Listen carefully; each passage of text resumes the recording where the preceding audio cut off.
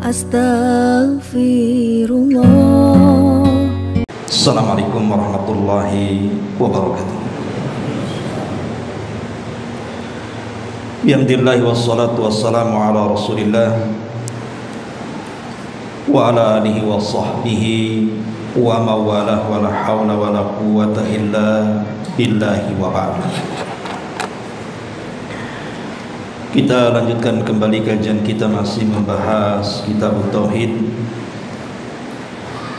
dan kita masuk pada bab man ata'al ulama wal umara'a fi tahrimi ma ahallallahu aw tahlili ma harramallahu faqad ittakhadahum arbaba min dunillah. Bab barang siapa yang mentaati ulama atau umara, para pemimpin, di dalam mengharamkan yang Allah halalkan atau menghalalkan yang Allah haramkan, maka dia telah menjadikan mereka Tuhan-Tuhan selain daripada Allah subhanahu wa ta'ala. Bab ini dikenal dalam kitab-kitab Tauhid sebagai syirkut ta'ah, kesyirikan di dalam ketaatan. Di sini pengarang membuat bab barang siapa yang mentaati ulama atau umara dalam dua hal. Pertama, mengharamkan yang Allah halalkan atau menghalalkan yang Allah haramkan, maka dia telah menjadikan mereka Tuhan selain daripada Allah. Ketika para ulama mendahulukan mengharamkan yang halal, kemudian menghalalkan yang haram, sebagian ulama mengatakan karena menghalalkan yang diharamkan Allah, mengharamkan yang dihalalkan Allah, itu dosanya lebih berat dibandingkan menghalalkan yang telah Allah haramkan. Kenapa? Karena mengharamkan yang telah Allah halalkan itu tidak ada pendorong. Kenapa sampai dia mengatakan yang halal jadi haram? Karena perkara halal itu jelas. Berbeda dengan yang tadinya haram kemudian menjadi halal, itu karena ada pendorongnya. Boleh jadi karena syahwatnya atau karena hawa nafsunya, akhirnya perkara haram menjadi halal. Berbeda kalau tadinya halal, kenapa jadi haram? Masalahnya apa? Makanya ulama mengatakan bahwa mengharamkan yang dihalalkan itu jauh lebih besar dosanya dibandingkan menghalalkan yang diharamkan. Dan ini sama dengan hadis Nabi sallallahu alaihi wasallam, "Thalathun la yukallimuhumullahu yaumal qiyamah wa la yanzuru ilaihim wa la yuzakkihim wa lahum adzabun alim."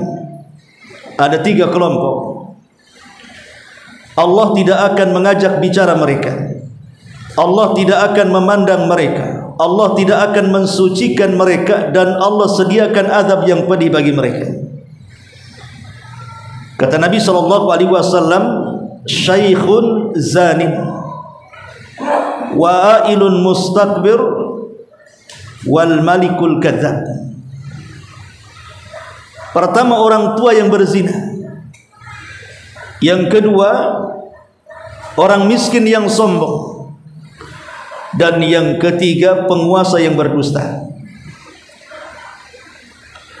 Pertama, orang tua yang berzina.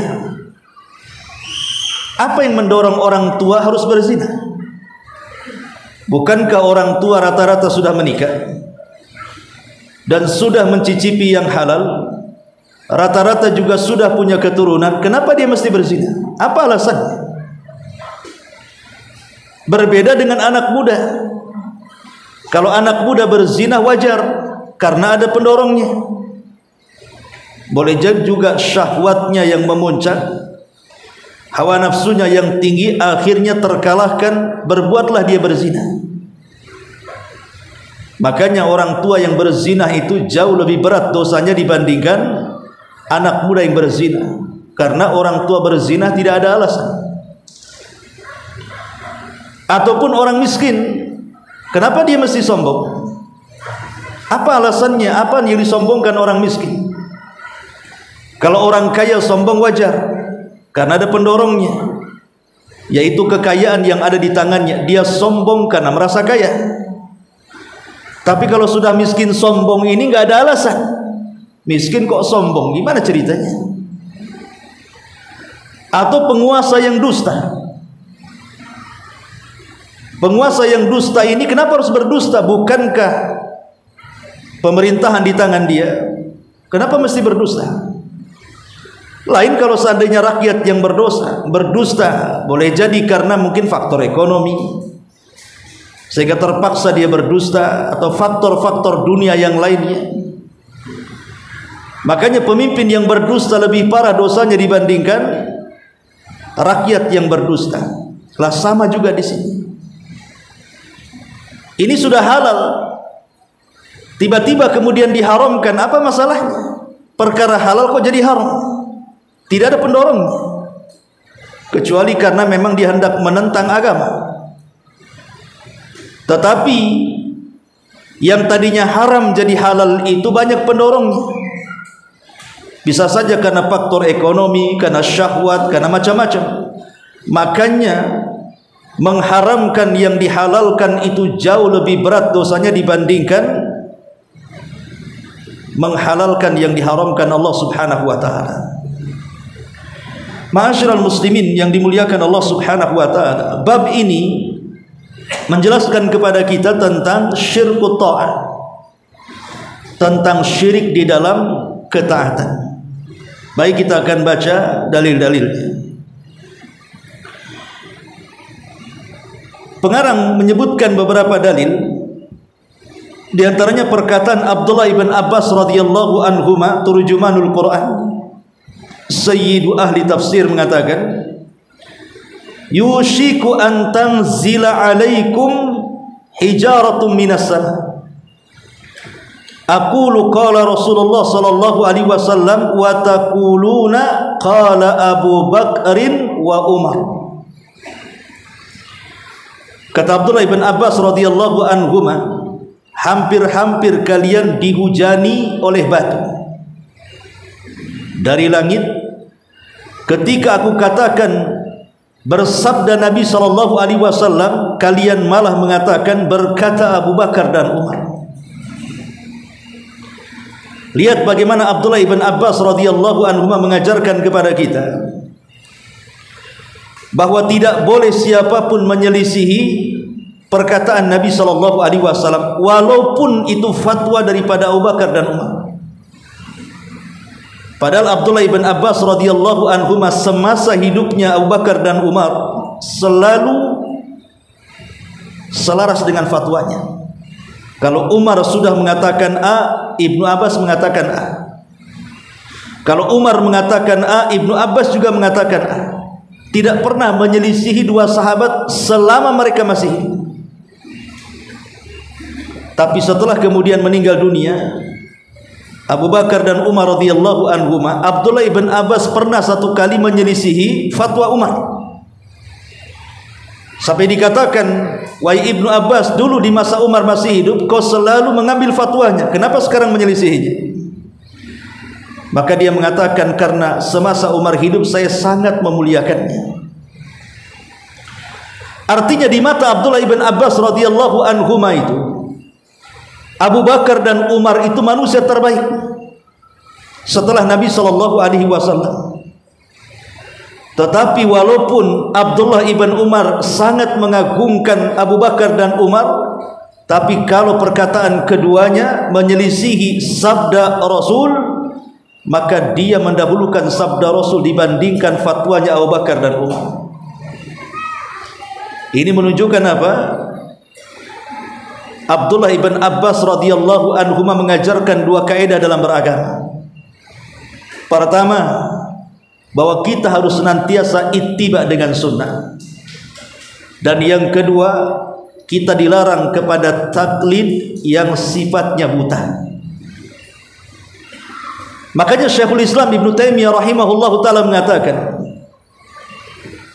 tidak boleh seseorang itu berta'assub, fanatik buta kepada perorangan, kecuali kepada Nabi sallallahu alaihi wasallam.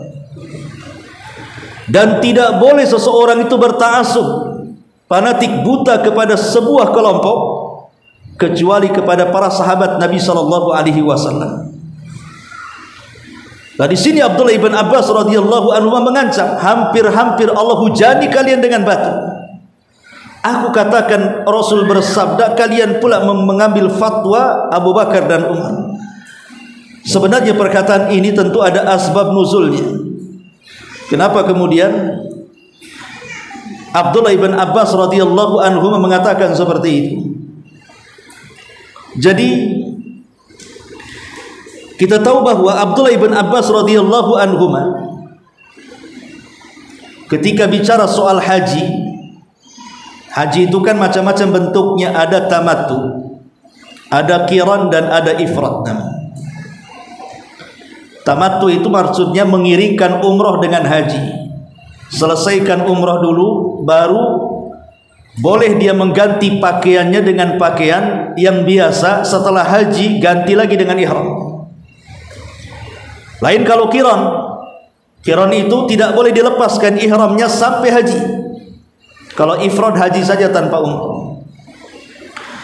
Lah Abdullah ibn Abbas radhiyallahu anhuma mengatakan bahwa Nabi sallallahu alaihi wasallam haji tamattu, dan itu haji terbaik. Tetapi orang-orang mengatakan Abu Bakar dan Umar memilih haji itu yang benar adalah qiran. Maka orang-orang bingung. Kemudian datang kepada Abdullah ibn Abbas radhiyallahu anhu meminta fatwa. Karena ada perselisihan di sini.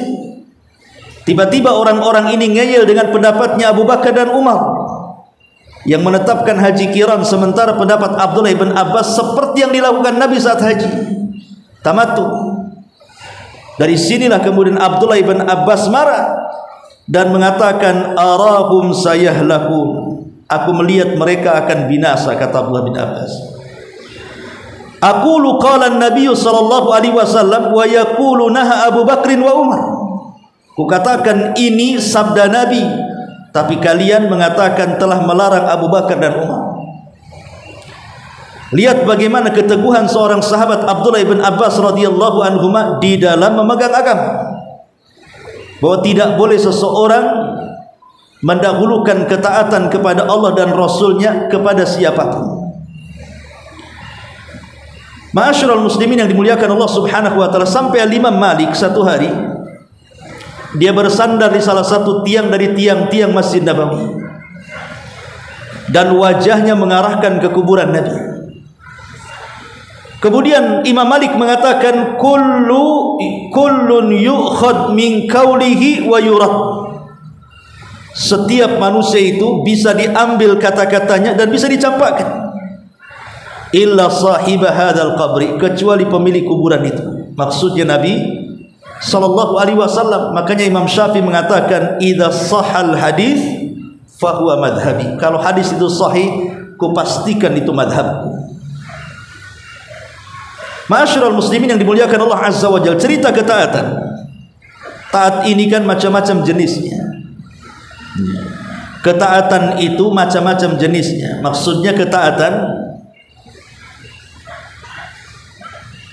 kepada Allah dan Rasulnya, dan ketaatan kepada yang lainnya. Pertama ada namanya ta'atul mutlak, ketaatan secara mutlak. Ketaatan secara mutlak ini tidak boleh diberikan kecuali kepada, pertama Allah subhanahu wa ta'ala, yang kedua kepada Rasul. Itu mutlak ketaatannya. Tidak bisa dibantah. Dan itu banyak berserakan di dalam ayat-ayat dalam beberapa surat dalam Al-Quran, perintah tentang taatnya kita kepada Allah dan Rasulnya. Seperti Allah mengatakan dalam surah Muhammad ayat 33, ya ayyuhalladzina amanu atiullaha wa atiur rasul wa la tubtilu a'malakum. Wahai orang yang beriman, taatilah Allah, taatilah Rasul, dan jangan kalian gugurkan amal kalian. Dalam surah An-Nisa 80 Allah mengatakan, man yuti'ir rasula faqad ata Allah. Siapapun yang mentaati Rasul, maka dia telah mentaati Allah. Dan Allah juga mengatakan dalam surah An-Nisa 64, wa ma arsalna min rasulin illa liyuta'a biidznillah.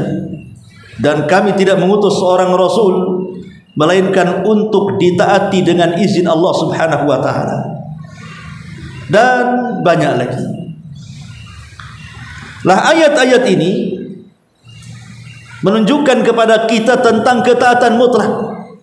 Ketaatan mutlak artinya tidak boleh dibantah. Kalau Allah sudah berfirman, Rasul sudah bersabda, maka kita katakan sami'na wa ata'na.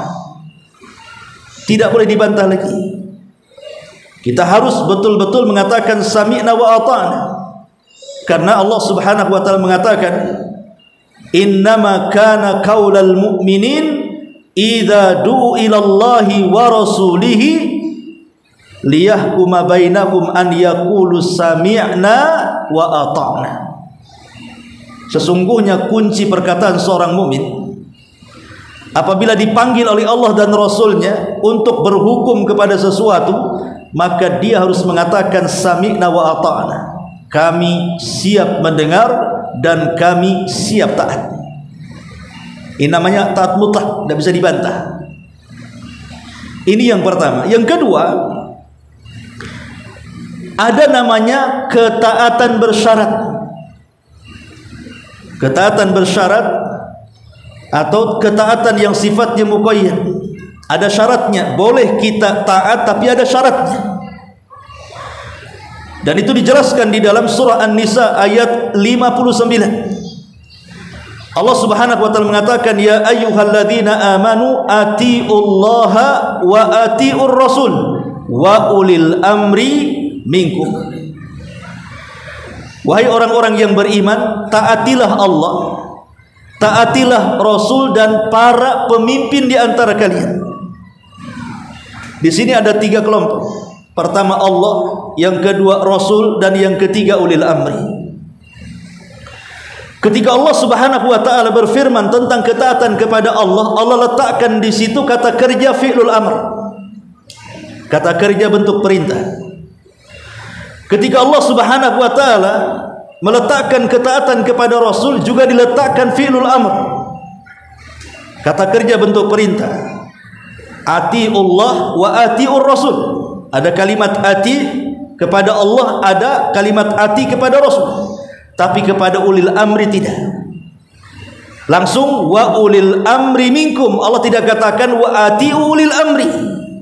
Kenapa? Karena ketaatan kepada ulil amri itu bersyarat.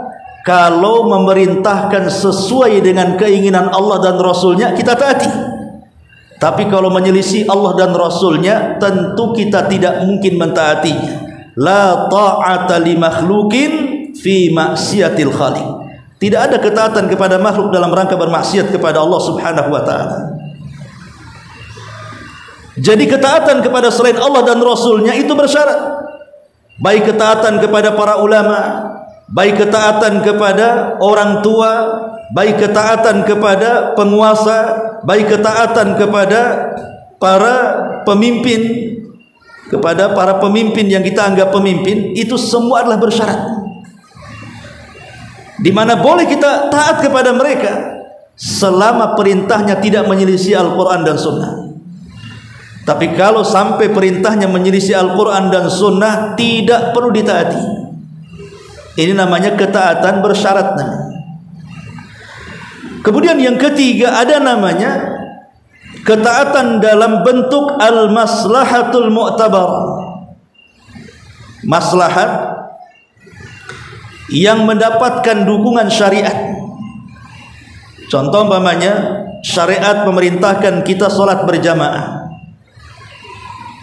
karena di situ ada hikmah persatuan.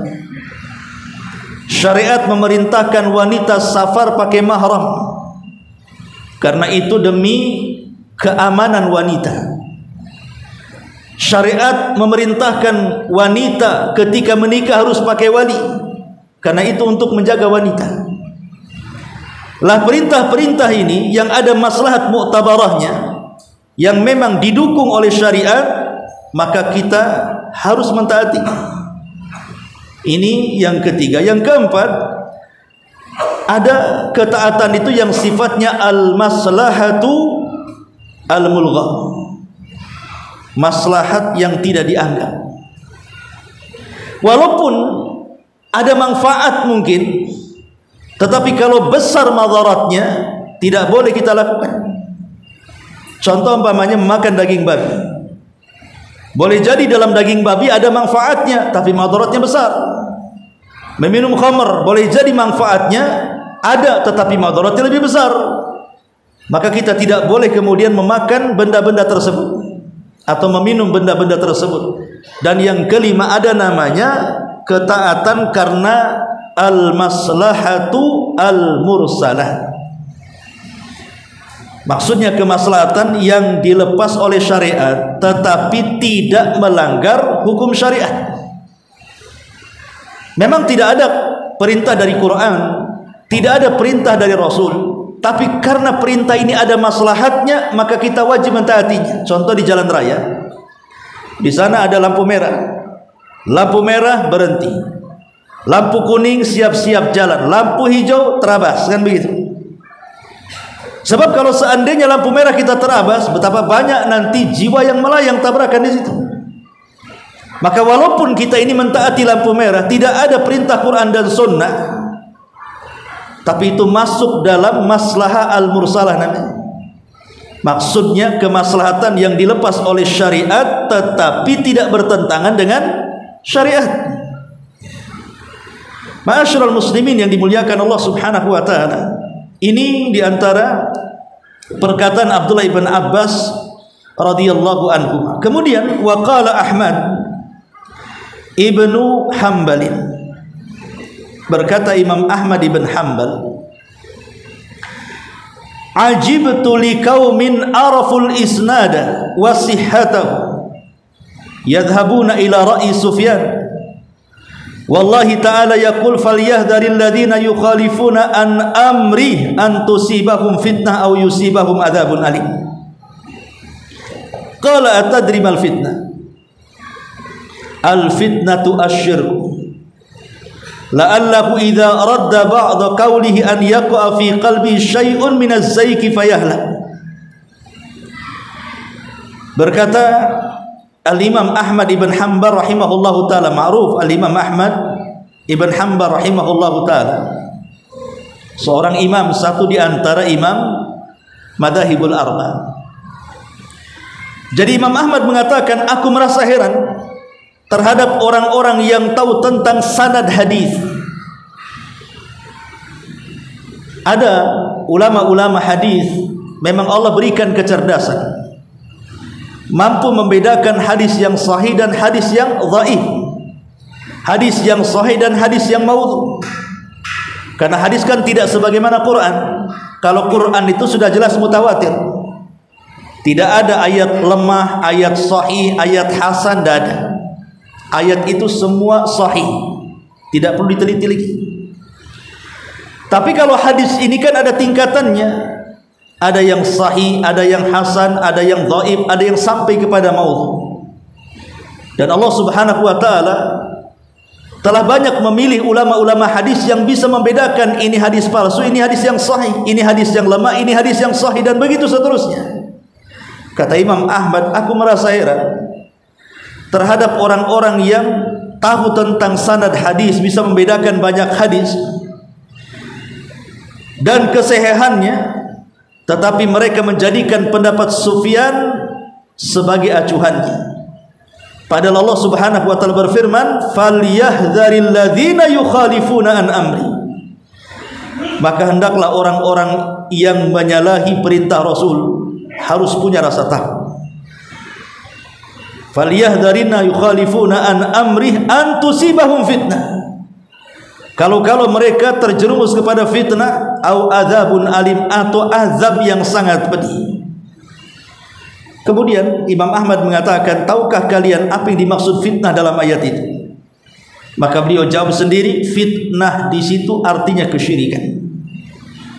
Bisa jadi apabila seseorang menolak sabda Rasul, akan terjadi dalam hatinya kesesatan sehingga dia akan binasa dan celaka.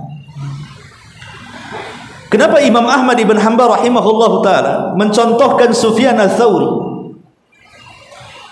Karena Sufyan al-Thawri ini bukan ulama biasa. Bahasa kitanya bukan ulama kaleng-kaleng. Ulama yang sangat diagungkan oleh madzhabul arba.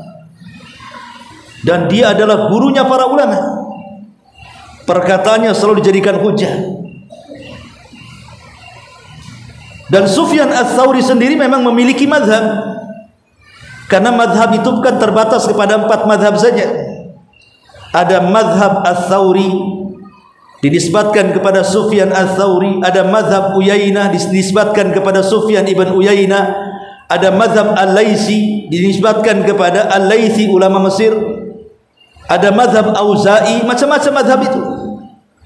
Cuman karena tidak ada yang mengembangkan. Lain dengan Abu Hanifah punya murid banyak, akhirnya dikembangkan murid-muridnya. Ataupun Imam Ahmad punya murid dikembangkan oleh murid-muridnya, Imam Syafi'i punya murid dikembangkan oleh murid-muridnya, Imam Malik punya murid dan dikembangkan murid-muridnya, sehingga sampai hari ini yang disepakati madzhab itu madzhabul arba, karena itu yang dikembangkan murid-muridnya. Kalau seandainya murid-muridnya Sufyan al-Thawri, Az-Zuhri, Uyainah dan yang lainnya dikembangkan, madzhab itu banyak. Bahkan Sufyan al-Thawri lebih dulu dibandingkan yang lainnya, karena dia ulama-ulama salaf.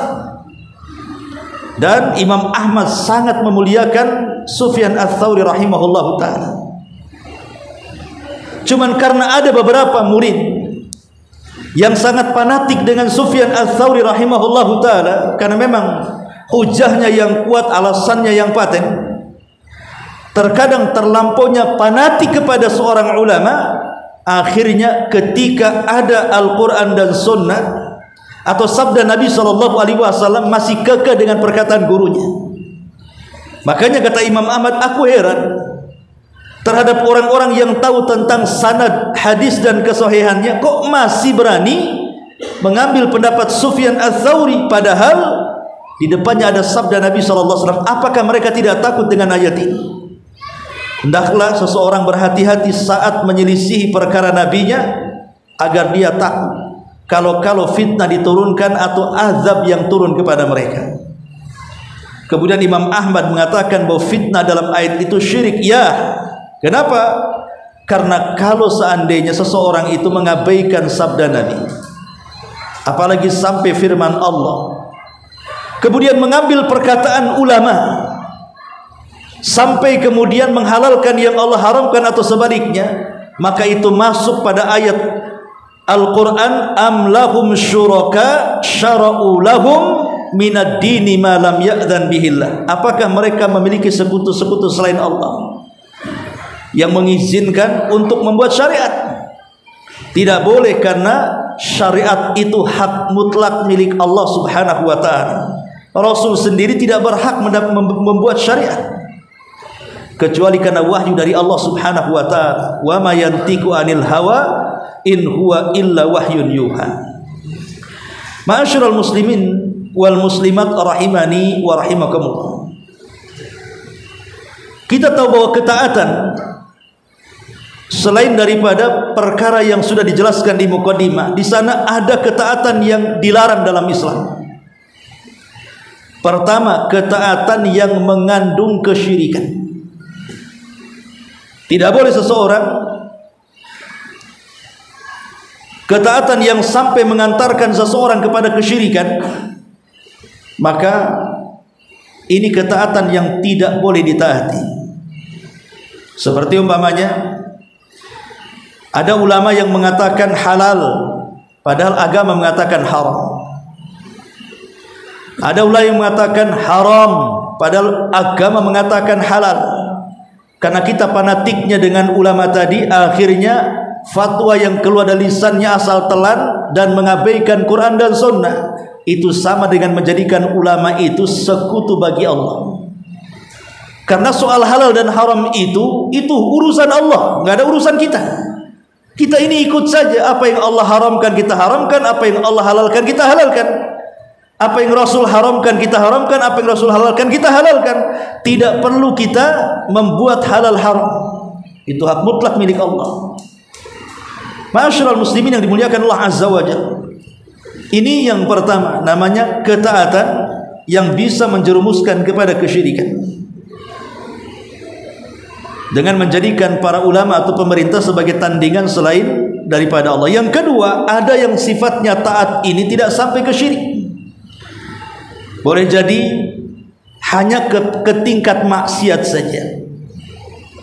Seperti umpamanya, jika seorang ulama atau pemerintah menghalalkan apa yang Allah haramkan atau mengharamkan apa yang Allah halalkan, kemudian orang-orang yang mengikutinya tidak meyakini sepenuhnya, hanya ikut-ikutan, maka ini tidak sampai kepada kufur, tidak sampai kepada syirik. Karena hanya ikut-ikutan. Lain kalau sampai kepada keyakinan. Saya yakin khamr halal, kafir, musyrik. Saya yakin zina halal, kafir, musyrik. Jelas-jelas Quran dan Sunnah mengatakan haram, kok kita katakan halal. Tapi kalau zinanya karena hawa nafsu saja, dia tidak menghalalkan zina, tidak, cuman karena dorongan hawa nafsu akhirnya berzina. Nah, itu hanya dosa besar saja, tidak sampai ke taraf kufur, apalagi kepada kesyirikan. Lah, ini bentuk ketaatan maksiat. Ma'asyiral muslimin wal muslimat rahimani wa rahimakumullah. Kemudian selanjutnya pengarang juga ketika menyebutkan perkataan Imam Ahmad, menyebutkan dalil Al-Quran, dan dalil ini sangat pas pendalilan Imam Ahmad ketika berusaha untuk menjelaskan kepada kita begitu bahayanya orang-orang yang menyelisih sunnah Nabi SAW. Karena tadi di awal bahwa ketaatan kepada Rasul itu mutlak, tidak bisa dibantah. Kalau sudah datang perintah Nabi SAW, tidak bisa dibantah. Dibantah pakai apa? Siapa kita dengan Nabi SAW? Makanya kemudian Allah sendiri yang kemudian menakut-nakuti kita dengan mengatakan falyahdharil ladzina yukhalifuna amri. Hati-hati, kata Allah, jangan sampai kalian menyelisih perintah Nabi. Kalau tidak, Allah turunkan fitnah atau azab yang pedih kepada kalian. Di zaman Imam Malik, ada orang mau pergi haji atau umrah, kemudian minta izin kepada Imam Malik untuk berihram dari sisi kuburan Nabi di dalam Masjid Nabawi. Kata Imam Malik, jangan kau lakukan. Bahwa niat ihram itu dan memakai kain ihram itu ada mikotnya, ada tempatnya. Di mana? Kalau dari Madinah, di Bir Ali atau Dzul Hulaifah. Orang ini mengatakan, ya Imam, ini kan hanya beda jarak saja. Karena dari Masjid Nabawi ke tempat mikot itu kan cuma setengah jam saja, bahkan nggak sampai, ya, mungkin 20 menitan gitu ya. Kata dia, ini kan hanya jarak saja. Seolah-olah dia mengatakan makin jauh jarak makin baik, gitu maksudnya. Tapi Imam Malik mengatakan jangan kau lakukan, karena Nabi SAW tidak pernah melakukannya. Saya takut kalau seandainya engkau lakukan seperti ini yang tidak diajarkan Nabi, akan tertimpa fitnah kepada. Tapi dia ngeyel dan mengatakan, ya Imam, fitnah apa yang terjadi? Bukankah saya hanya menambah jarak saja? Maka Imam Malik mengatakan, fa ayyu fitnatin a'zam min antara. Tidak ada fitnah yang lebih besar dibandingkan kamu, kata Imam Malik, ketika engkau melihat sesuatu sempurna padahal Nabi SAW tidak mengatakan sempurna. Nabi tidak pernah melakukan di situ. Kenapa kau melakukan di situ? Bagaimana tegasnya Imam Malik rahimahullahu taala menegur orang itu. Sama dengan seseorang ketika dia sholat 2 rakaat, sholat 4 rakaat, sholat fajar, 2 rakaat salam, 2 rakaat salam. Di sampingnya ada seorang pemimpin para tabi'in, Sa'id ibn Musayyib, yang menikah dengan salah satu putri Abu Hurairah radhiyallahu anhu dan menjadi ulama besar, Sa'id ibn Musayyib ini. Kemudian Sa'id menegur, bukankah sholat sunnah fajar 2 rakaat? Kenapa kau lakukan 4 rakaat? Dia mengatakan, ya imam, apakah Allah akan mengazabku dengan sholat gara-gara aku melaksanakan sholat 4 rakaat? Apakah dengan sholat ini Allah mengazab aku? Kata Sa'id ibn Musayyib, bukan. Allah tidak mengazab kamu lantaran sholatmu, tapi Allah akan mengazab kamu karena engkau menyelisih sunnah dalam sholatmu. Rasul mengatakan 2 rakaat kau tambah perlu jadi 4 rakaat. Ma'asyiral muslimin yang dimuliakan Allah Azza wa Jalla. Jadi pentingnya di sini kita memahami, jangan sampai kita mendahulukan Allah dan Rasulnya. Kemudian pengarang melanjutkan pendalilannya, menukil perkataan atau menukil firman Allah Subhanahu wa ta'ala. Allah Subhanahu wa ta'ala berfirman, ittakhadhu, atau diriwayatkan dari Adi bin Hatim bahwa dia mendengar Nabi SAW bersabda, Allah berfirman, ittakhadhu ahbarahum wa ruhbanahum arbaba min dunillah wal masih ibn Maryam wa ma umiru illa liya'budu ilaha wahida la ilaha illahu subhanahu amma yusyrikun. Allah mengatakan mereka, maksudnya mereka siapa? Yahudi dan Nasrani, menjadikan orang-orang alim dan rahib-rahib mereka sebagai Tuhan selain daripada Allah, dan juga menjadikan Al-Masih putra Maryam sebagai Allah, sebagai Tuhan, padahal mereka hanya menyembah Tuhan yang Maha Esa. Tidak ada Tuhan selain Dia, Maha suci Dia, Dia Maha suci Dia dari apa yang mereka persekutukan. Ketika Adi bin Hatim mendengar ayat ini dibacakan, Adi bin Hatim ini kan mantan Nasrani yang masuk Islam, dan bapaknya seorang tokoh besar dari kalangan Nasrani. Jadi Hatim At-Tai ini dikenal di zamannya orang yang paling dermawan. Lah anaknya namanya Adi bin Hatim masuk Islam, dan dia juga tokoh Nasrani.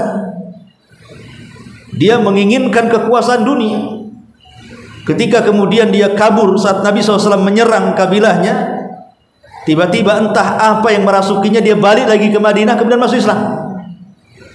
Lah ketika turun At-Taubah 31 ini, Adi ibn Hatim At-Tai menghadap Nabi, Rasul, saya ini pernah jadi pendeta.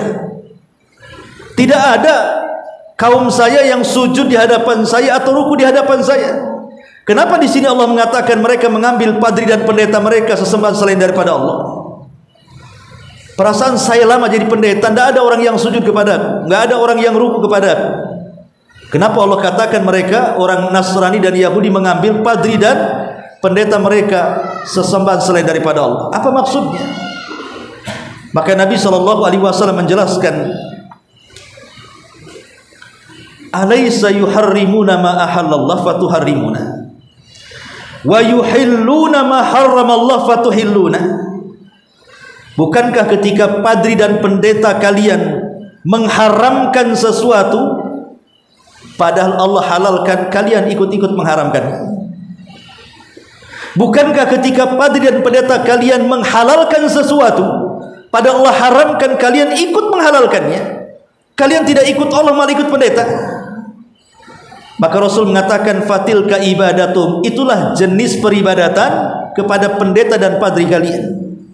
Apa tidak dikatakan menjadi sekutu bagi Allah, di mana kaum kalian mengikuti yang dikatakan pendeta dan menolak yang difirmankan Allah? Pendeta mengatakan halal, kita katakan halal, padahal Allah haramkan. Pendeta mengatakan haram, kita haramkan, padahal Allah halalkan. Itulah jenis peribadatan kalian kepada pendeta kalian. Karena halal dan haram itu mutlak milik Allah Subhanahu wa taala. Tidak boleh siapapun mengatakan ini halal, ini haram kecuali Allah Subhanahu wa taala. Ma'asyiral muslimin yang dimuliakan Allah Subhanahu wa taala. Kalimat ittakhadhu ahbarahum wa ruhbanahum arbaba min dunillah. Mereka menjadikan sesembahan ataupun padri-padri mereka dan pendeta mereka sebagai Tuhan selain daripada Allah Subhanahu wa taala. Ayat ini menjelaskan kepada kita larangan tidak boleh taklid buta. Karena taklid buta itu membahayakan. Bukan hanya sekedar menyelisihi sunnah, menyelisih Al-Quran dan sunnah. Gara-gara taklid ini orang bisa membuat hadis yang bukan dari Nabi SAW karena ingin mempertahankan madhabnya. Contoh umpamanya, ketika satu zaman beberapa madhab Syafi'i berdebat dengan beberapa ulama dari madhab Hanafi. Dalam perdebatan itu orang-orang dari madhab Hanafi kalah argumentasi dari madhab Syafi'i. Karena kekalahan itu mereka sakit hati. Akhirnya kemudian membuat hadis palsu untuk memperkuat madhabnya dan mengatakan sayati alaikum rajul asyaddu min iblis wa huwa Muhammad ibn Idris.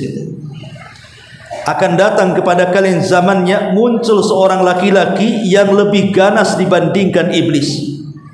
Siapa? Muhammad ibn Idris. Siapa Muhammad ibn Idris? Nama asli Imam Syafi'i. Imam Syafi'i itu nama aslinya Muhammad ibn Idris. Karena kalah debat, akhirnya mazhab Hanafi, oknumlah bahasa kitanya, mereka mengarang sebuah hadis untuk menjelek-jelekan mazhab yang lainnya. Dan mengatakan akan datang kepada kalian seorang laki-laki lebih ganas dibandingkan iblis, dialah Muhammad ibn Idris. Bayangkan coba, hadis maudhu hanya untuk mempertahankan madhabnya, itu gara-gara fanatik buta. Kemudian madhab Syafi'i pun tak kalah. Akhirnya kemudian mereka pun membalas dengan membuat hadis palsu yang sama, dengan mengatakan bahwa sesungguhnya Nabi kita yang mulia alaihi salatu wassalam telah berwasiat kepada kita ketika datang Muhammad ibn Idris, fawasiyati li ummati an tatashaffa, maka wasiat kepada umatku bermadhablah dengan madhab Syafi'i, kata. Sama-sama buat hadis palsu. Madhab Malik juga sama.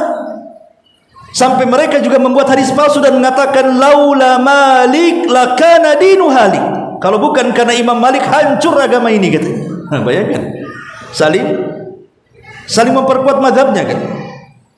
Madhab Hambali juga tidak juga kalah dengan argumennya, buat juga hadis palsu dan mengatakan fawasiyati li ummati an tatahambalu, wasiat kepada umatku bermadhablah Hambali kalian. Inilah kalau orang sudah fanatik madhab, menghalalkan segala cara. Sampai-sampai di Damaskus itu ada satu masjid, ada 4 madhab di dalamnya. Kalau madhab Syafi'i sholat tuhur ini, madhab Syafi'i dulu keluar, nanti masuk lagi madhab Hambali keluar, masuk lagi madhab lainnya keluar, sampai 4 kali salat jemaah karena fanatik madhab. Kenapa tidak dijadikan satu saja? Itulah fanatik madhab. Sampai sebagian mereka mengharamkan tidak boleh menikah dengan selain madhab mereka. Sampai terjadi peperangan menumpahkan darah gara-gara fanatik madhab. Ma'asyiral muslimin yang dimuliakan Allah Azza wa Jalla. Lah ini persis seperti yang difirmankan Allah. Kelakuan orang-orang Yahudi dan Nasrani yang mereka menjadikan padri dan ulama mereka sebagai Tuhan selain daripada Allah. Mereka lebih mengutamakan fatwa padri dan alimnya dibandingkan firman Allah Subhanahu wa taala. Lah ini terjadi di masyarakat kita, orang-orang yang taklid dan fanatik kepada kiai, kepada tuan gurunya, kepada ustadznya, enggak peduli padahal Quran dan sunnah di hadapannya, tetap dia memilih madhab dia, pendapat kiai. Dan itu terjadi terutama kelompok-kelompok sesat dalam Islam. Mereka lebih memilih fatwa gurunya. Ma'asyiral muslimin yang dimuliakan Allah Azza wa Jalla, makanya dalam bab ini pengarang ingin memberikan sebuah tanbih pelajaran kepada kita tentang pentingnya kembali kepada Allah dan Rasul-Nya. Kembali kepada Allah dan Rasul-Nya dan abaikan seluruh pendapat-pendapat yang menyelisih Allah dan Rasul-Nya. Ada orang-orang dari zaman sekarang yang merasa kecerdasannya lebih tinggi dibandingkan Nabi, dan mengatakan, bukankah dia juga manusia seperti kita?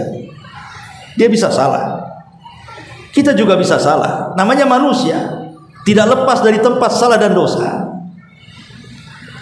Akhirnya ketika berargumen seperti itu, mereka menolak hadis Nabi SAW yang namanya manusia bisa salah bisa benar. Jangan-jangan hadis-hadis yang keluar dari lisan Nabi SAW tidak semua sahih. Namanya bisa melakukan kesalahan manusia. Akhirnya mereka pun mengatakan cukup dengan Quran saja. Jadilah mereka disebut dengan Quraniyun. Cukup dengan Quran saja.